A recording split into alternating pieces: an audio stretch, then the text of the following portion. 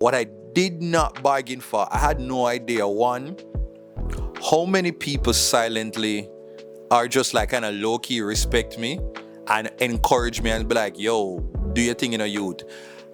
When I took my time off, it's like I could have really received all of the love and the energy a lot better. And so I was just at events at the supermarket, maybe at the barber, maybe on the road. People have stopped me and just be like, yo, I'm to the countdown, you know. I was actually on the countdown, you know, when I was in high school because I did win this award, or somebody else is like, I remember when you spoke about this, and everybody did celebrate me in the community for like weeks. And I mean, I know that it just make me feel special, especially the youth them, especially the man them on the road, because I don't, you know, I'm pretty self-aware. I don't expect like, yeah, just youth sit down and watch box cover with Chickman Vice on YouTube. I don't picture that. But especially in my low point last year, the encouragement that I received from like Jamaican men and like grassroots everyday Jamaican men really lifted my spirits.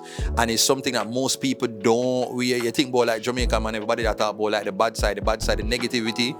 There are guys out there that like solid, like you can tell, so them just like have a solid understanding of self, and they are very encouraging, and do not mistake the value of being uplifted and supported by a community of men. Like that type of encouragement, it's different and it goes a far way. When you're low on a brother, it's just like, yo, don't stop.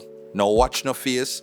Keep doing what you do, because a good work you put in. I'm a sister, you expand the thing and stuff like that. And me and my wife, I watch your videos them, you know, every night. And that it hits differently. It's like you just want kind of show up. It's like you feel like you're one part of this army, you know, and let down the other colleagues them. So you have to go play your part as well.